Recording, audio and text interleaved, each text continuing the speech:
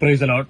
ന്യായാധിപന്മാരുടെ പുസ്തകം 14 അധ്യായത്തിൽ വ്യക്തമായി പറയുകയാണ്, ദൈവത്തിന്റെ ആത്മാവ് ശിംശോന്റെ മേൽ വന്നപ്പോൾ, കയ്യിൽ ഒന്നുമില്ലാതിരിക്കെ അവൻ സിംഹത്തെ ആട്ടിൻകുട്ടിയെ പോലെ കീറിക്കളഞ്ഞു.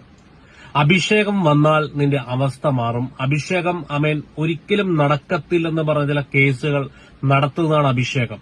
അഭിഷേകത്തിന് പ്രത്യേകതയുണ്ട്. അത് സൂപ്പർ നാച്ചുറൽ പവറാണ്, അത് ഡുനാമിസ് പവറാണ്, അത് ഡൈനാമൈറ്റ് ആണ്. അങ്ങനെയാണെങ്കിൽ അഭിഷേകത്തിനായി കൊതിക്കുന്നവരോട് പരിശുദ്ധാത്മാവ് പറയുകയാണ്, ഈ ശക്തി വന്നാൽ നിങ്ങളുടെ പല അസാധ്യങ്ങളെയും സാധ്യമാക്കുവാൻ ദൈവത്തിന് സാധിക്കും. ഇന്ന് എത്ര പേർ ഉറപ്പോടെ പറയാൻ പറ്റും, അഭിഷേകത്തിൽ നാം നിറയാൻ പോവുകയാണെന്ന്? കാരണം നമ്മൾ ഒത്തിരി ഒത്തിരി ബൈബിൾ വായിക്കുന്ന വ്യക്തികളാണ്. പക്ഷെ എന്തെല്ലാം വായിച്ചാലും ദൈവത്തിന്റെ ആത്മാവിന്റെ ഒരു പകർച്ച, ദൈവത്തിന്റെ ആത്മാവിന്റെ ശക്തി നിങ്ങളിൽ നിറഞ്ഞിട്ടില്ല എങ്കിൽ നിങ്ങളുടെ ലൈഫ് ഒരു സ്പിരിച്വൽ ലൈഫിനകത്ത് നിങ്ങൾക്കൊരു ഗ്രോത്ത് ഉണ്ടാകത്തില്ല.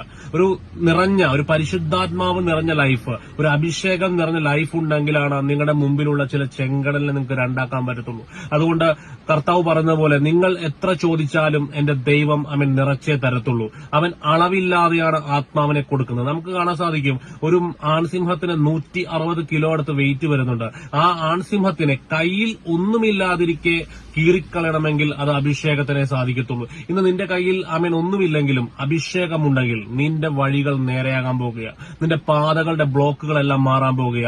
ഇന്നത്തെ പ്രഭാതത്തിൽ പരിശുദ്ധാത്മാവ് പറയുകയാണ്, കർത്താവ് നിങ്ങൾക്ക് വേണ്ടി വൻ കാര്യങ്ങൾ ചെയ്യാൻ പോവുകയാണ്. ഇന്നത്തെ ദിവസം അനേകർക്ക് ബ്ലെസ്ഡ് ആകട്ടെ, ഒരു ആത്മപകർച്ച ഉണ്ടാകട്ടെ.